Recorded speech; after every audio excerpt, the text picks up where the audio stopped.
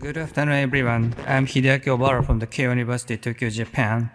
On behalf of JSVS, I sincerely thank you for the opportunity to present our clinical data at this WFVS session at VEITH. I have nothing to disclose for my presentation. The background. The primary infected aneurysms of the abdominal aorta and iliac arteries are rare and life-threatening. The conventional radical treatment is open debridement and open replacement, while recent studies have suggested favorable outcomes of either. So we aim to examine the clinical features and treatment outcome of this disease using the National Clinical Database in Japan. This is a retrospective cohort study for patients treated between 2011 and 2017. The endpoint was to find risk factors for short and long-term mortality. The propensity score matching was also performed to compare the open surgery in situ prosthetic grafting and either. Here's the diagnostic criteria. We selected only primary infected aneurysms with clinical feature or symptoms and with the characteristic findings on infection on imagings. Finally, 862 patients from 292 institutions who met the criteria were extracted for this study. Here are the clinical characteristics. Mainly male, and more than a third of patients had diabetes, and about 5 or 6% of patients were on immunosuppressive treatment. Obvious prior infection was identified in 30% of patients, and shock before the surgery was in 9%. The perioperative antibiotics treatment more than 14 days was found in the 43.7% of the total.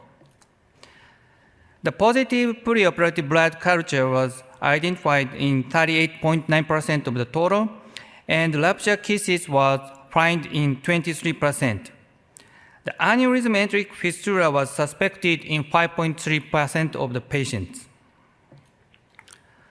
Regarding pathogens from perioperative blood cultures, gram-positive and gram-negative were half each.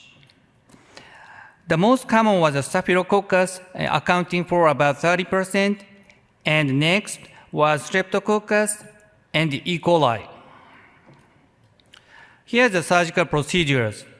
The open repair was performed in 70% of patients, and most of them were by in situ graft replacement. EBER was performed in 26.2% of patients. The outcomes. The follow-up period in median was more than 600 days, and the duration of postoperative antibiotics was 45 days in median.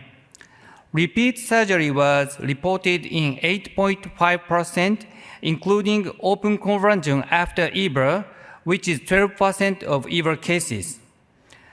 During the follow-up period, all-cause death was 23%, and aneurysm-related death was 9%.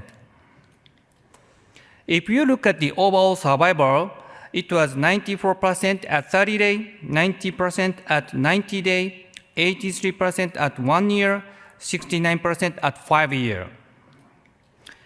The univariate analysis for 90-day mortality, as you can see that there was no significant difference between the EBER and open surgery. On the other hand, Cox regression analysis demonstrated that the EBER was an independent risk factor with hazard ratio of 1.45.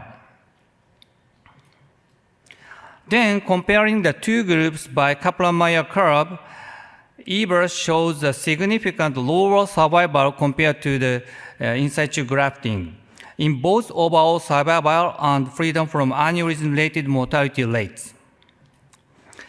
Then, to account for the potential selection bias that patients in poorer general condition are more likely to be selected for EBER, we performed the propensity score matching.